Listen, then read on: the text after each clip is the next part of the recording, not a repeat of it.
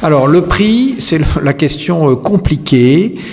Ça va dépendre bien entendu du rapport de force dans les copropriétés. C'est assez délicat. Il est assez délicat de répondre à cette question. Quand même, quelques règles. Si jamais les combles ne donnent qu'un confort visuel et les surfaces en question sont déjà des surfaces habitables, et notamment au regard de la loi Carré, le prix va être relativement faible. Si, en revanche, on va, à travers cet agrandissement, créer de nouvelles surfaces habitables, évidemment, la copropriété va être un peu plus gourmande.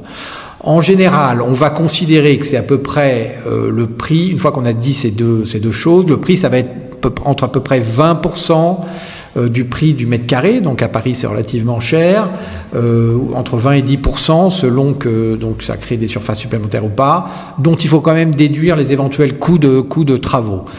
Mais si on prend un prix moyen du mètre carré à 10-11 000 euros du mètre, on va arriver à de coûts des combles qui vont être de 1 000 à 2 000 euros du mètre, moins encore une fois les coûts de travaux qui sont également assez importants.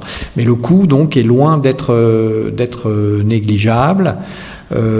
Et d'expérience, les copropriétés sont de plus en plus gourmandes. Dès que quelqu'un veut acheter un bout de couloir, une cave, les appétits des copropriétaires vont grandissant, puisque les frais et les charges ont tendance à augmenter. Donc les copropriétaires se sentent pousser des ailes. Voilà.